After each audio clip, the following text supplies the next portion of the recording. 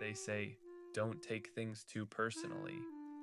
But what they rarely explain is why some people feel everything so personally in the first place, why a passing comment can linger for days, why a subtle shift in tone can echo louder than words, why certain people walk through the world as if their emotional skin were thinner, more permeable, as if the atmosphere itself presses against them. In a culture that praises toughness and detachment, deep feeling can look like weakness, like oversensitivity, like something that needs to be corrected. But what if that assumption is wrong? What if feeling deeply is not a flaw, but a nervous system tuned to a wider range of signals? There is a quiet group of people who move through life carrying emotional depth the way rivers carry sediment, constantly gathering, constantly processing.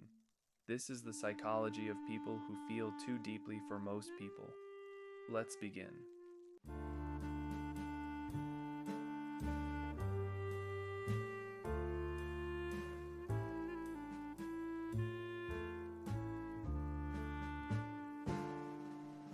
For some people, emotion is a passing wave. For others, it is the ocean itself.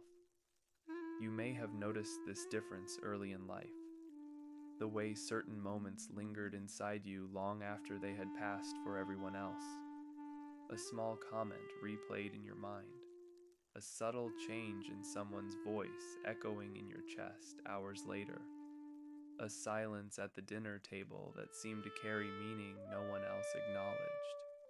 To feel deeply is not simply to feel more, it is to notice more. Tone becomes language, pauses become signals, atmosphere becomes information.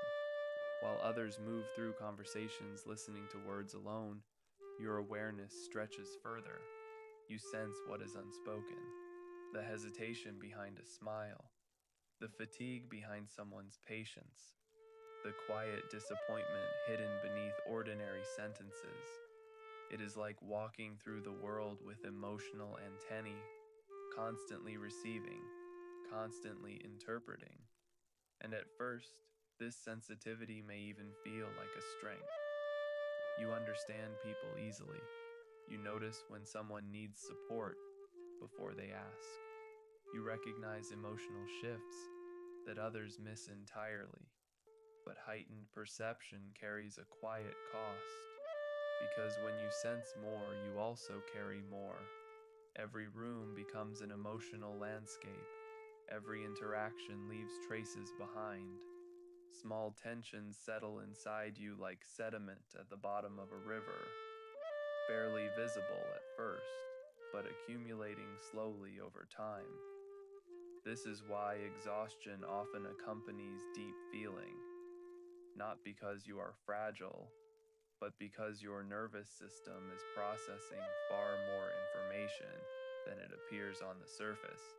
Where others may experience a conversation and move on, you experience layers, words, tone, implication, emotional undercurrents.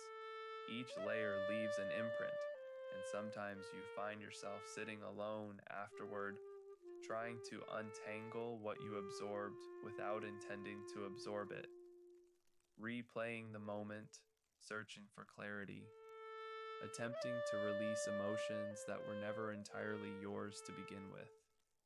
This is the quiet weight of feeling deeply, a life lived with heightened awareness, a heart that registers subtlety the way instruments register vibration. And while the world often calls this oversensitive, the truth is more complicated. You are not simply reacting more, you are perceiving more, which means that long before exhaustion appears, there was perception. Long before overwhelm arrived, there was attention. And long before you wondered if something was wrong with you, your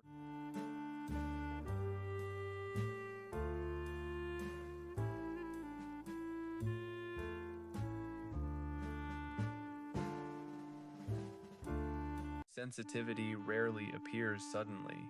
It forms quietly, the way landscapes form, through years of subtle pressure, repetition, and adaptation. Some people are born with a nervous system that is naturally more responsive. Psychologists sometimes describe this as a highly sensitive temperament, a brain that processes emotional and sensory information more deeply than average. Studies suggest that a portion of the population is wired this way from the beginning. Their nervous systems register more signals, more nuance, more atmosphere. But biology is only part of the story. Environment shapes the rest. Childhood is where emotional perception learns its first language. And in some environments, that language becomes very complex, very early. Imagine growing up in a home where moods changed without warning. A parent's voice might soften one moment and sharpen the next. Silence might carry tension. Laughter might disappear suddenly. In such environments, children learn something important very quickly. Safety depends on awareness, so you begin watching closely, listening carefully, reading faces the way others read books. You notice when a conversation is about to turn. You sense when someone is frustrated before they say a word. You adjust your behavior to maintain calm, to preserve connection, to keep the emotional climate stable. No one formally teaches you this skill. Your nervous system learns it automatically. Over time, emotional awareness becomes second nature. The ability to detect subtle signals becomes a kind of internal radar.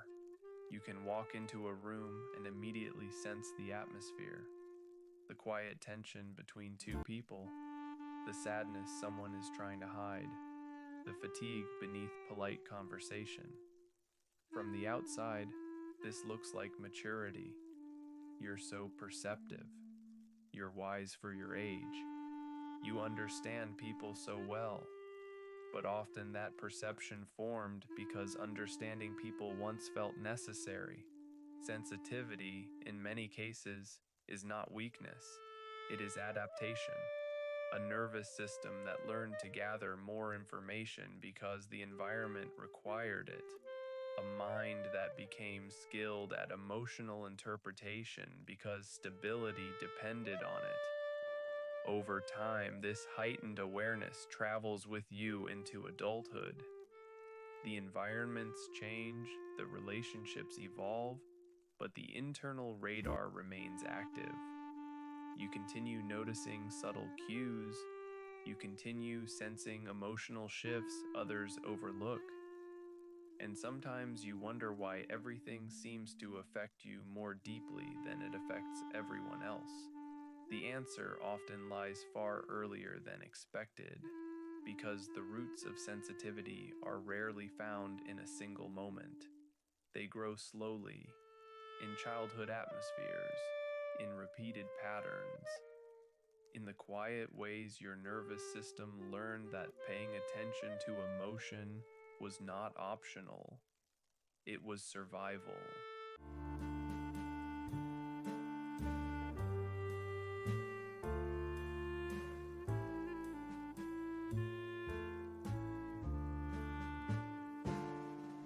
Feeling deeply is often misunderstood as a personality trait, something emotional, something dramatic, something that should be managed or reduced.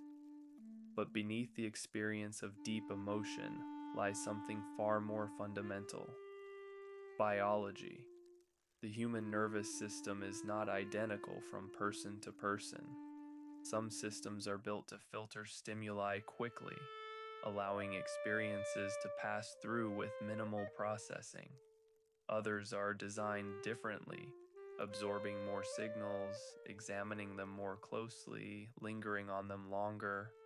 If your emotional experiences feel intense, it may not be because you are unstable. It may be because your brain processes more information. Neuroscience offers several clues.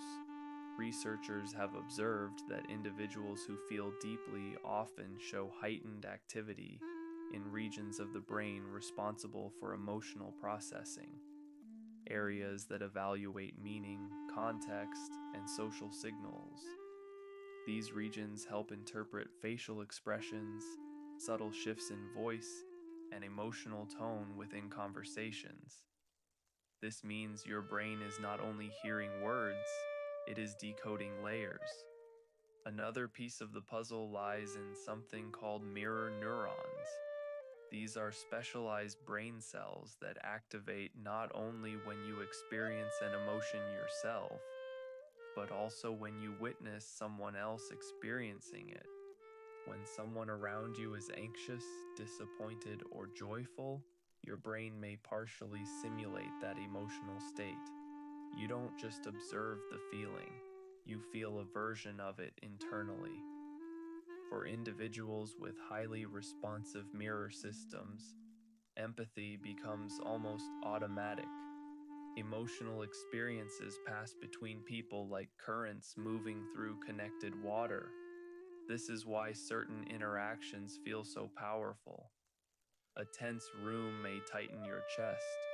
Someone else's sadness may linger in your thoughts long after the conversation ends.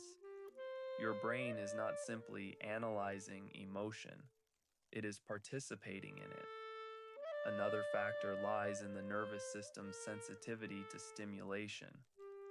Some nervous systems respond quickly to subtle signals, small changes in tone, body language, or environmental atmosphere. What others register faintly, your system detects immediately. And when the brain processes more signals, it naturally requires more energy. This is why people who feel deeply often experience emotional fatigue after social interactions, not because they are weak, but because their brains have been working harder, decoding nuance, simulating emotions, processing complexity. In other words, emotional depth is not instability, it is responsiveness, a nervous system that listens carefully, a brain that reads beyond the obvious. And when the world labels that sensitivity as too much, it often misunderstands what is actually happening. Your system is not malfunctioning, it is simply operating with a wider emotional bandwidth than most.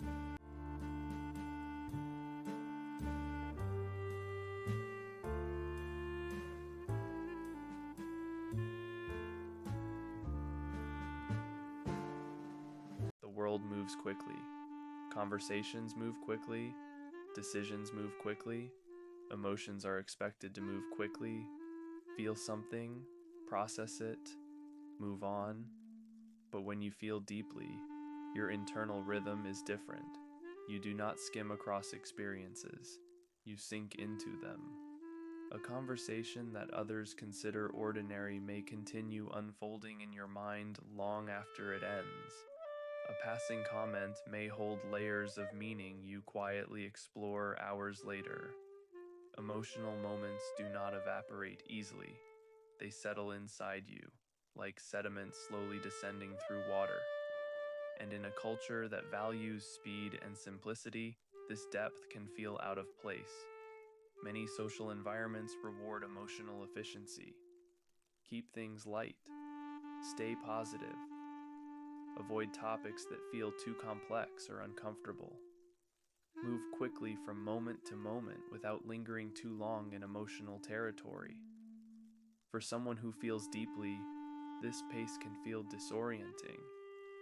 You may sit in conversations where everyone laughs easily, yet something inside you notices tension beneath the surface.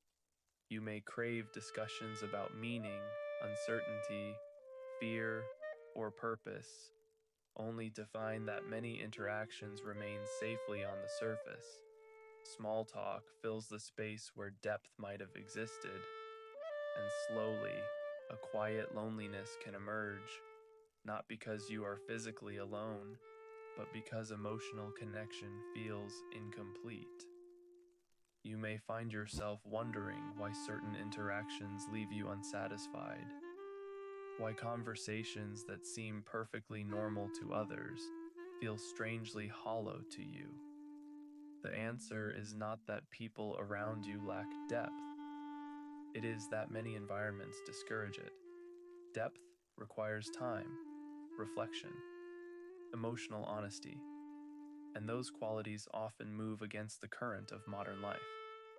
So, sensitive individuals frequently adapt in subtle ways. They listen more than they speak.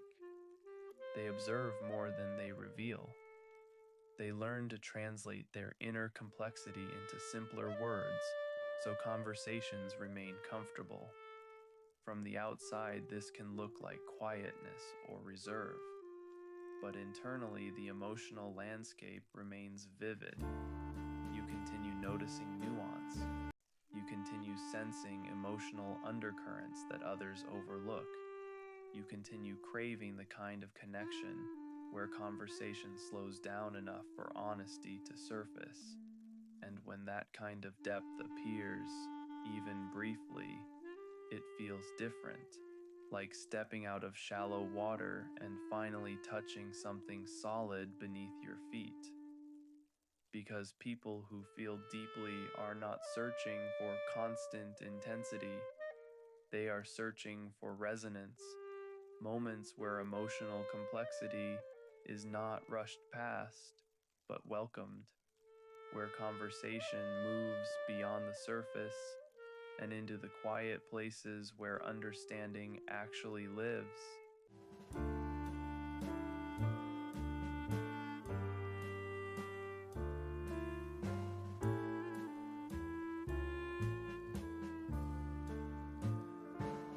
To feel deeply often means to care deeply, and caring in itself is not a burden. It is one of the most human capacities that exists. The ability to recognize someone else's pain and respond with presence, understanding, and patience. It is the foundation of connection. But caring without limits can quietly become something else. It can become weight. People who feel deeply often develop a strong instinct to hold space for others. When someone is struggling, you listen carefully. When someone is overwhelmed, you offer reassurance. When someone feels lost, you try to understand what they are carrying. You do not turn away from emotional complexity. You move toward it. At first, this makes you someone others trust easily. Friends come to you for advice. Loved ones rely on you during difficult moments. Conversations that others avoid often find their way to you, and you handle them with care. But over time, something subtle begins to happen. The emotional energy in your relationship starts to move mostly in one direction, toward you. People bring their worries, their heartbreaks, their frustrations. You absorb them with empathy. You reflect them thoughtfully. You try to offer steadiness, but when the emotional current flows outward far more often than it returns, exhaustion begins to gather quietly beneath the surface. Not resentment, not indifference, fatigue. The fatigue of constantly processing emotions that were never entirely yours to begin with. Empathy. Fatigue does not arrive suddenly. It appears slowly, like erosion shaping a riverbank. Small pieces of emotional energy wear away at your internal resources until you begin to notice something changing. You feel tired after conversations that once energized you. You need longer periods of silence to recover. You may start withdrawing slightly, not because you care less, but because your emotional capacity has been stretched thin. This is the hidden cost of caring deeply in a world that rarely teaches boundaries. Compassion without boundaries becomes overextension, and overextension becomes burnout. Sensitive individuals often struggle with this balance because their instinct is to help, to understand, to stabilize emotional turbulence around them. But when empathy becomes responsibility, when another person's emotions begin to feel like something you must manage, the line between connection and exhaustion disappears. Caring deeply is not the problem. The problem arises when care becomes something you carry alone, because compassion is meant to move like a river, flowing between people, replenishing as it goes. When it only flows in one direction, even the deepest well eventually runs dry.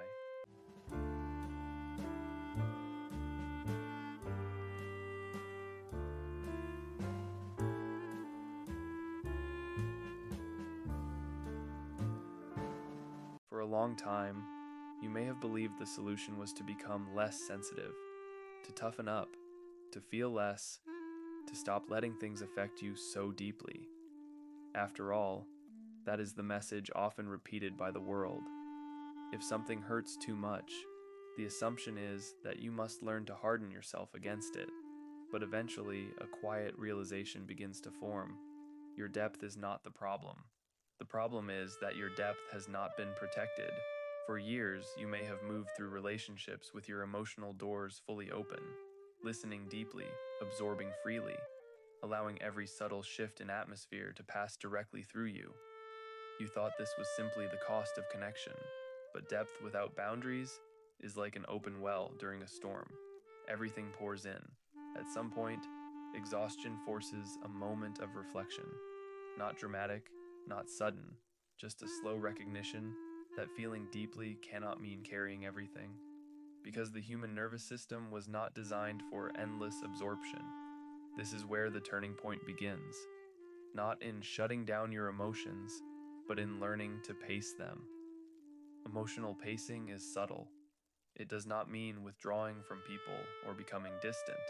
It means noticing when your internal system begins to feel saturated, when conversations grow heavier, when your mind starts working harder to process someone else's emotions. Instead of continuing automatically, you pause, you breathe, you allow yourself to step back slightly from the emotional current. At first, this feels unfamiliar. Sensitive individuals often worry that boundaries will make them cold or uncaring. But the opposite is usually true. Boundaries protect empathy. They keep compassion from turning into exhaustion. You begin to realize that listening does not require absorbing everything, that caring does not mean carrying someone else's emotional weight entirely. That connection can exist even when you allow some emotional distance between your internal world and another person's experience. This realization changes the way depth functions in your life. Instead of being something that overwhelms you, your sensitivity becomes something you can steward carefully. You begin choosing where your emotional energy flows. You begin protecting the quiet places inside you that once felt constantly exposed. And slowly, the narrative shifts. You are not someone who must learn to feel less. You are someone learning how to protect the depth you already have. Because emotional depth is not a flaw that needs to be suppressed, it is a resource that needs to be cared for.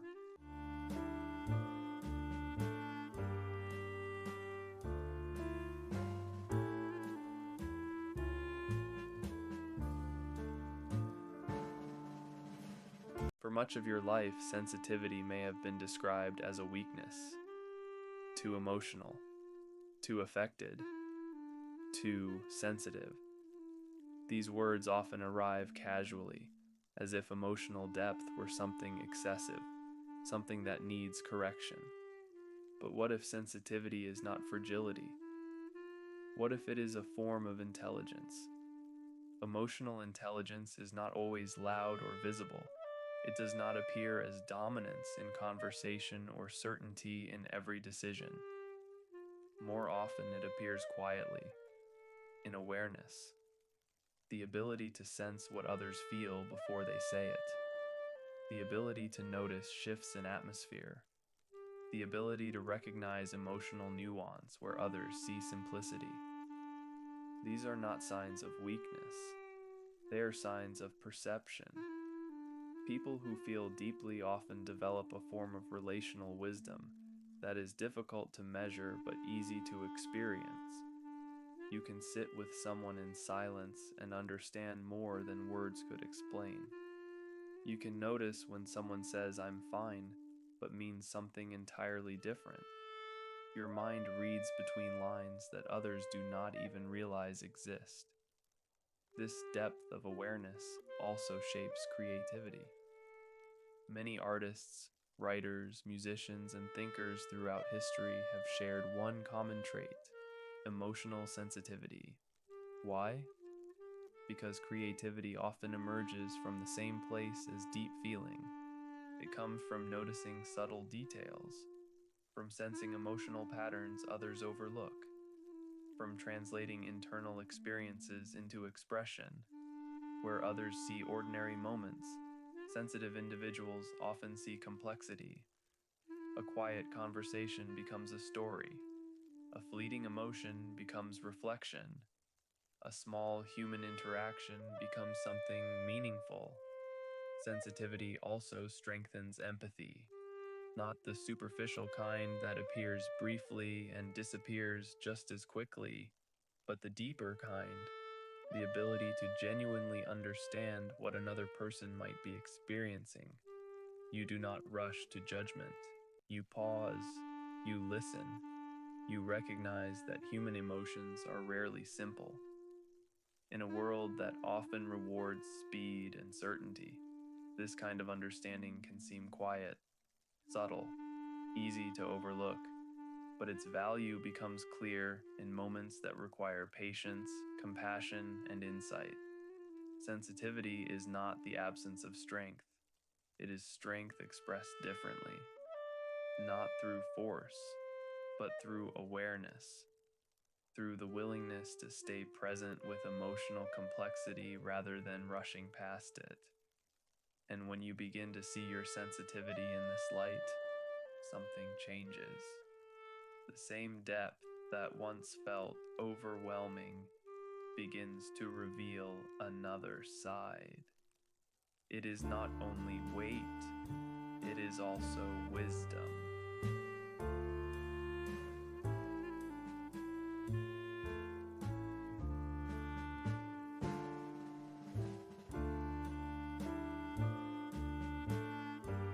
There is a quiet misunderstanding about people who feel deeply. They are often told the world is too harsh for them, too fast, too indifferent, as if emotional depth were a fragile thing, something that must be protected from reality. But the truth may be the opposite. A world that moves quickly needs people who notice what it overlooks. A world that values efficiency needs people who still value meaning.